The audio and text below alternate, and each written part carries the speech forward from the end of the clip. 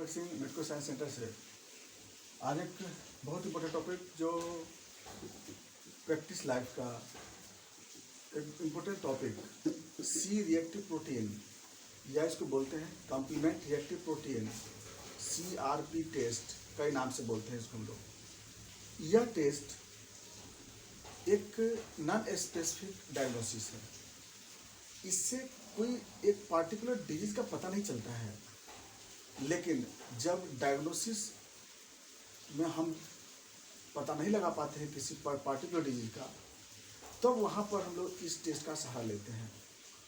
जैसे ESR specificity नहीं है, तो उसी तरह से बॉडी के इंटरनल ऑर्गन में कहीं भी अगर इन्फ्लामेशन होगा, किसी भी इंटरनल ऑर्गन में इन्फेक्शन होगा, वो भी bacterial infection, acute bacterial infection, वहाँ पर सी रिएक्टिव प्रोटीन बॉडी में बढ़ जाएगी।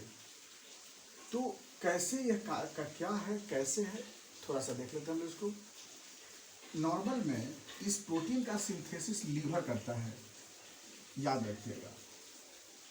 ये प्रोटीन का सिंथेसिस नॉर्मल लीवर करता है, जिसमें C1, C2, C3 से लेकर के टोटल C9 कॉम्प्लीमेंट 9 प्रोटीन, ये प्रोटीन बनता है लीवर में। और यहाँ से इनएक्टिव फॉर्म में, ये इनएक्टिव फॉर्म में ब्लड में आता है ना। इनएक्टिव फॉर्म में, एक्टिव नहीं रहता है। ब्लड में इसका रेंज रहता है बिलो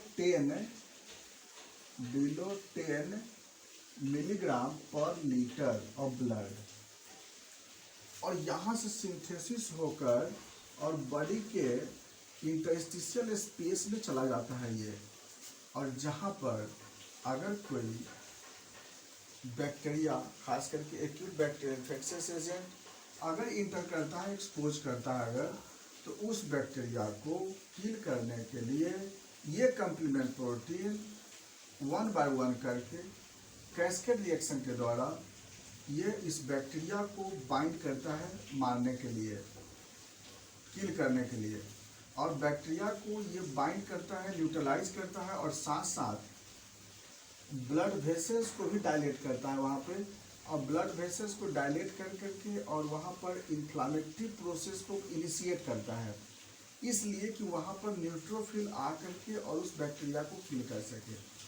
तो इस प्रोटीन का इस प्रोटीन का मेन फंक्शन यह हुआ कि न्यूट्रोफिल को वहाँ पर बाइंड करना, ब्लड वेसल्स को डायलेट करना, मास्ट सेल को एक्टिवेट करना, यानी कि इन्फ्लामेशन को इन्हांस करना, और जिसकी वजह से वहाँ पर जो भी ऑर्गेनिज्म होगा उसको किल करना। यानी कि मास्ट सेल को भी एक्टिवेट करने का काम करवाता है CRP प्रोटीन, ब्लड वेसल्स को भी डायलेट करने का काम करता है, न्यूट्रोफिल को माइग्रेट करवाने का भी हेल्प करता है, ऑर्गेनिज्म को किल करने का वर्क करता है। यानी कुल मिलाकर के डिफेंसिव में ये भाग लेता है।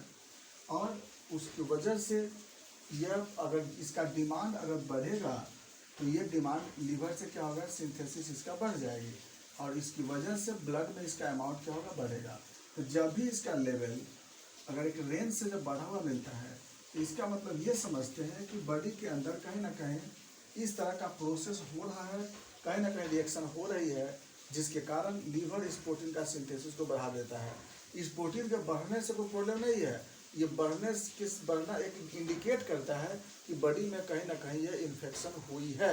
हाँ, ये है कि इसके बढ़ने से WBC और प्लाज्मा के बीच में कुछ जो सस्पेंडिंग फोर्स होता है, उसको सिर्फ वो क्या करता है, इंटरफेयर करता है।